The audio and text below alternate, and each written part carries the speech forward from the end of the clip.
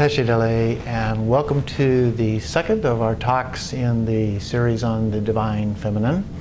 In this talk we'll be talking about Tara, the various forms of Tara in Tibetan Buddhism. Previously we talked about the origins of the role of women in Tibetan Buddhism and talked a little bit about how Shakyamuni Buddha ordained the first nun, his stepmother, and yet there was still resistance in the patriarchal society of that time.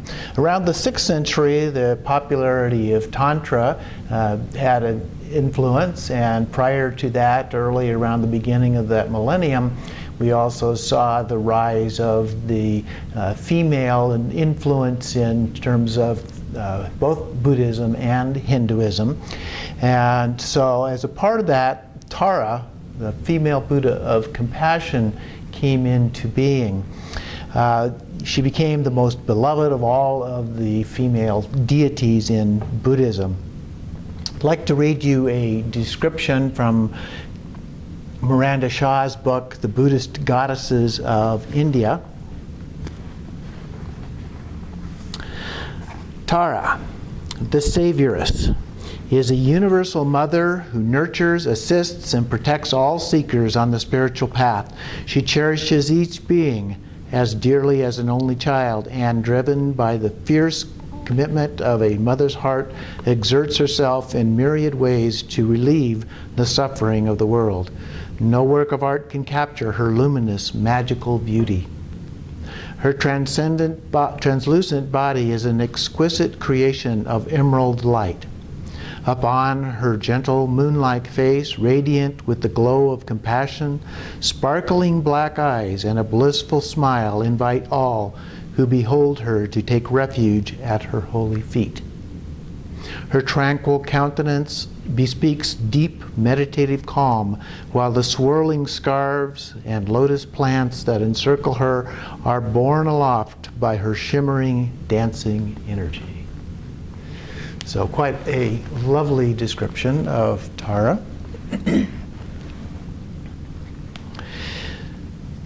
We can pray to Tara for almost any need. She's sometimes likened to the Virgin Mary in terms of persona, her accessibility, the cult status, and even miraculous powers that she is said to have.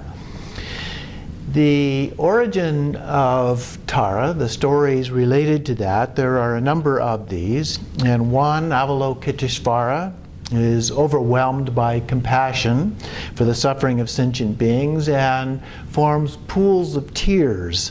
And out of that, a lotus blossomed, and Tara arose from that lotus and consoled him and committed to helping him liberate the suffering of all sentient beings. In the Tibetan version, Avalokiteshvara wept 2 tears. The left one formed into green Tara, and the right one formed into white Tara. In another account, Tara was a human princess, and she made extensive offerings, had an aspiration to attain enlightenment. Monks said she should pray to be transformed into a man so that she could progress more quickly. She responded that since all phenomena lack inherent existence, none are permanent, none are independent, there is no man, woman, self, or person. Worldly fools only delude themselves. And then she vowed to remain in a female body until all sentient beings attain enlightenment. She shows universal compassion. She will help anyone with any need to achieve Buddhahood. Her mantra is Om Tare Tutare Ture Soha. Hundreds of devotional poems have been written to her and about her. There are appearances in dreams, self-arising images like the Virgin, just like the Virgin Mary. These images emerge out of rocks or other things. There have been stories of talking statues, talking paintings, and so forth. There is fervent devotionalism, and one need not be a Buddhist in order to appeal to Tara for benefits. Let's look at some of her compassionate actions, the things that she is said to do. Even at the time of death or in the bardo, one may call on her and be purified and go to the land of the Dakinis to achieve full Buddhahood. She is said to be a liberator of the 8 great fears. These are associated with Avalokiteshvara. They are lions, elephants, fire, snakes, thieves, drowning, captivity, and evil spirits. But each of these is also associated with a psychological state. So the first Dalai Lama said that the lion is equivalent to pride, the elephant with delusion, the fire with anger, the snake with envy, thieves with false views, drowning with desire, captivity with greed, and evil spirits with doubt. Tara superseded Avalokiteshvara around the 8th century on, and there were 8 distinct forms of Tara. In the 7th century, we see the rise of Hindu goddesses to the ranks of supreme deity, and the parallel in Buddhism of possibility of female divinity. And so in the 6th century, the Hindu goddess Durga, even sometimes called Tara, was very similar in terms of activities to benefit beings, including the 8 great fears, and even the images are very similar. In the 6th century reliefs of Avalokiteshvara show him with 2 attendants, one holding a lotus, a significant symbol of Tara. In the 7th century, she appears as an attendant in both art and literature. An example, there's a painted golden, beautifully adorned and holding a blue lotus in her left hand in the mudra of generosity, of giving, and the right hand, and seated on a couch looking toward Avalokiteshvara. Some references to her are given as a consort of Avalokiteshvara, but generally she's depicted as paired with another male when she is in that environment, or that context. One text has her as the central deity with Amoghasiddhi, one of the 5 Buddhas, on her lap as her sexual consort. So she is the main deity and Amoghasiddhi as her consort.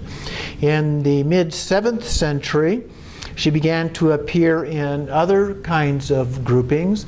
For example, by the start of the 8th century, she's a central figure with her own attendants, with enlightened qualities and powers, and referred to as a Buddha. You can see this gradual rise and transition into a Buddha in her own right. In Mahayana, the enlightenment Mahayana refers to enlightenment as realization of universal compassion and transcendent wisdom. And Tara is the embodiment of compassion, the female Buddha of compassion. And we have also the union of emptiness and bliss. It is transcendent, beyond samsara and nirvana, inconceivable and inexpressible. In liturgies and prayers, she is described as mother, a loving mother, supreme mother, mother of the world, universal mother, and even the mother of all Buddhas, which was originally prescribed to Prajnaparamita. So these happen in the 8th century. So by the 10th century, she is depicted in a seated posture with a lotus in her left hand, held over here, and appears beside the left side of her head, and her right hand in the mudra of blessing or fearlessness. Green Tara, we'll look at the main figures here, green Tara and white Tara, and we'll also take a look at the 21 Taras briefly. The green Tara and white Tara are the main two forms, and green Tara was the original and most popular form, the most universal form. And she is seated on a lotus, with the right foot extended but also resting on another lotus. The right hand is on her knee in the blessing mudra, and the left hand holds the stem of a lotus that blossoms above her left shoulder. The green color is associated with the Karma Buddha family of Amoghasiddhi, that I mentioned before, and the all-accomplishing Buddha activities. But the origin stories show her with Amitabha and Avalokiteshvara, who are from the lotus family and red in color. So we get parts of both of those in this figure. Other sources trace the color to the nature, trees, vegetation, and so forth in Indian culture that were often associated with female figures. In the Vedas, the sap carries the life essence with powers to heal, restore, and transform. There is also the wish-fulfilling tree associated with some of these stories. Lakshmi is a figure called the Lotus Lady, a very early figure. She's an early goddess of wealth, abundance, and good fortune. She's the bestower of fertility, happiness, beauty, brilliance, longevity, noble rank, and a royal sovereign. Her symbol is that of a lotus. You see that in the Vedas. She is, in Buddhist sources, appears from the 3rd century BCE to the 2nd century CE. And there are clear similarities with Tara.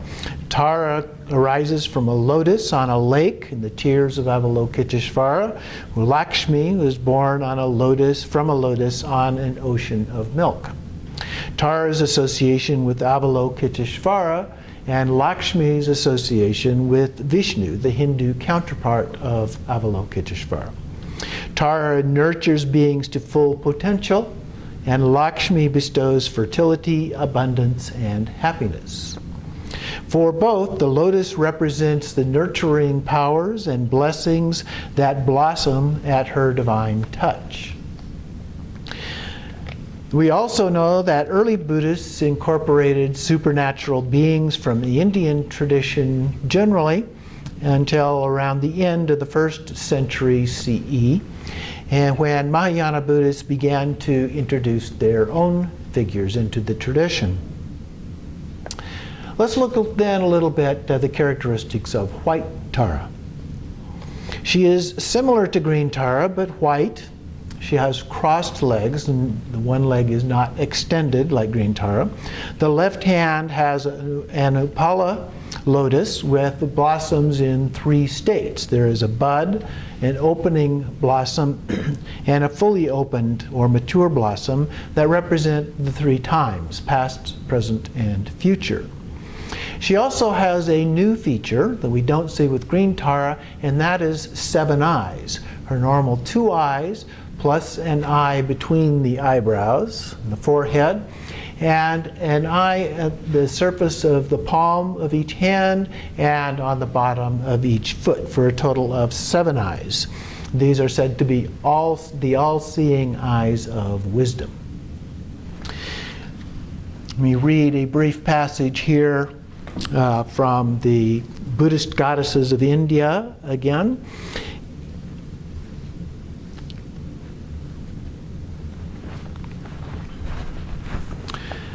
The color of her body is white as an autumn moon, as clear as a crystal gem. Her eyes and earlobes are long, and the whites and blacks of her eyes are sharply differentiated. She is beautiful with eyelashes like those of the finest cow, with eyebrows slightly curved. The sweet smell of lotuses diffuses from her nose and mouth. The line of her lips is pure and red. Her hair is black as bees or onyx. Her fingers are like the filaments of a lotus, thin and soft, wondrously beautiful. Just by seeing her sensuous manner, one can't have enough of looking at it. She gives inexhaustible bliss. Her whole body, above and below, is tantalizingly adorned with many divine flowers. Behind her back is the full orb of the moon, radiating cool beams of light, far off, bright and stainless. So a very beautiful description of white Tara there. Her specializations are healing and long life. Atisha wrote that her practice crushed the Lord of Death, and even the sound of her name dispels death, sickness, and misery and bestows long life. Thus she fills one with the nectar of soothing moon-like energy. She's also known as the wish-fulfilling wheel, white Tara, visualized with 6 protection wheels or spheres around her of colored light, each 6 feet out from the next, filled with blue upala flowers. The spheres, so the 6 spheres have separate colors. There's one that is white, which pacifies illness, negative karma, and causes of death. One that is gold or yellow increases the lifespan, merit, glory, fame, mental clarity, and wisdom.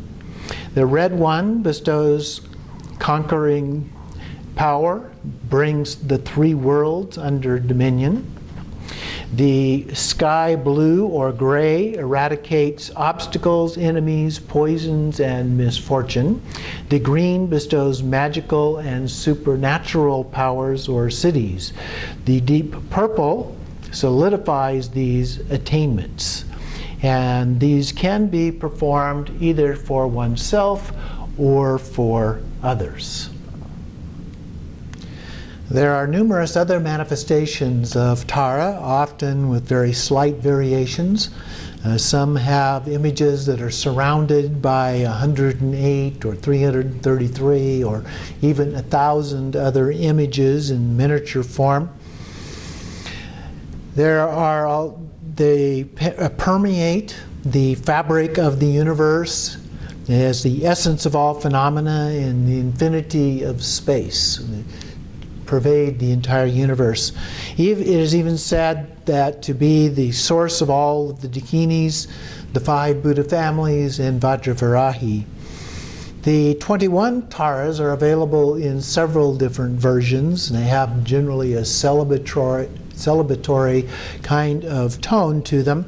One popular version is attributed to Nagarjuna and Atisha. Each Tara has a traditional posture and holds a flask in the right hand. There are different colors of body and flask to indicate each of the 21 Taras. There's a Nyingma version, the green Tara pose, where the leg is extended slightly, and with different colors and a different emblem on the lotus in her left hand. So I'd like to read to you one version of this text. The praises to the 21 Taras. Om, I prostrate to the noble, transcendent liberator. Homage to Tara, swift and fearless, with eyes like a flash of lightning, lotus-born in an ocean of tears of Chinrezi, 3 worlds protector. Homage to you whose face is like 100 autumn moons gathered in blazes with dazzling light of 1,000 constellations. Homage to you born from a gold blue lotus, hands adorned with lotus flowers, essence of giving, effort and ethics, patience, concentration, and wisdom. Homage to you whose crown all Buddhas, whose action subdues without limit, attained to every perfection. On you the Bodhisattvas rely. Homage to you whose tutare and hum filled the realms of desire, form, and space. You crush 7 worlds beneath your feet and have power to call all forces. Homage to you adorned by Indra, Agni, Brahma, Vayu, and Ishvara, praised in song by hosts of spirits, zombies, scent-eaters, and yakshas. Homage to you whose tray and pay destroy external wheels of magic. Right leg drawn in and left extended, you blaze within a raging fire. Homage to you whose ture destroys the great fears, the mighty demons. With a wrathful frown on your lotus face, you slay all foes without exception. Homage to you, beautifully adorned by the three jewels gesture at your heart. Your wheel shines in all directions with a whirling mass of light. Homage to you, radiant and joyful, whose crown emits a garland of light.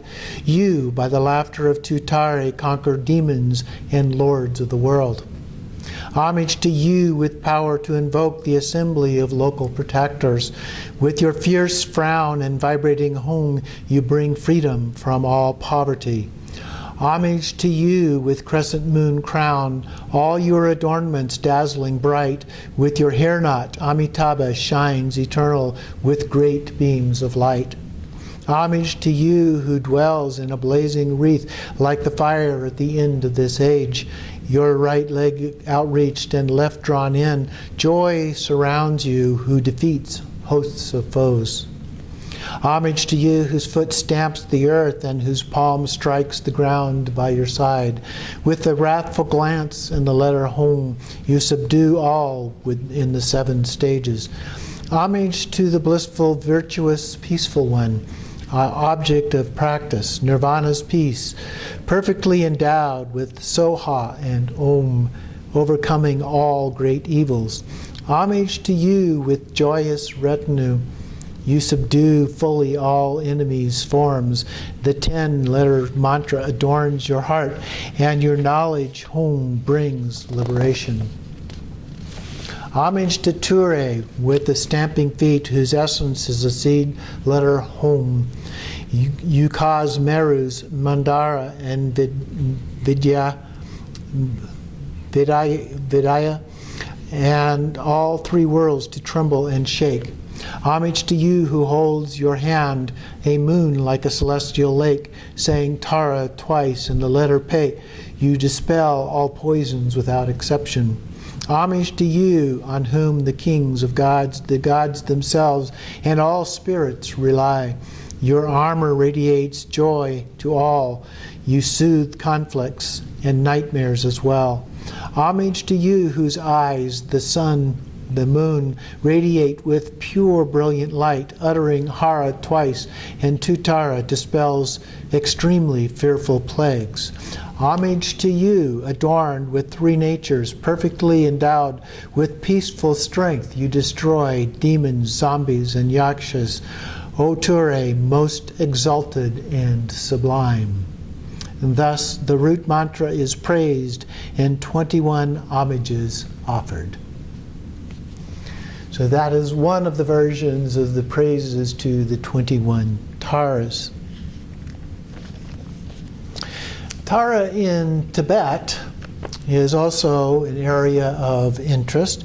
She was introduced as early as the 7th century CE. Atisha was a devotee in the 11th century, and he is said to have been guided there by Tara. Adoration by laity and monastics became almost a national cult within Tibet. The origin myth of the Tibetan people, which was revised in the 14th century CE from the union of a monkey demon and a rock ogress, became the reincarnations of Avalokiteshvara and Tara. Thus, Tara was cast as the mother of the Tibetan people. The 2 Buddhist wives of King Tsangpo Gampo became regarded as emanations of Tara as well. Burkuti Devi from Nepal was pictured as white Tara, and Wengchen from China was pictured as green Tara. Tsangten Gampo was then viewed as Avalokiteshvara himself. So while the practices of the highest yoga tantra was limited to advanced practitioners, Tara was accessible to everyone. Daily prayers were really very commonly recited. Even children knew those prayers and recited them. Machik Labdran, famous for the creation of or expansion of the Chud practice, is said to have recited Tara mantra when still breastfeeding. There were many public ceremonies involving Tara in Tibet.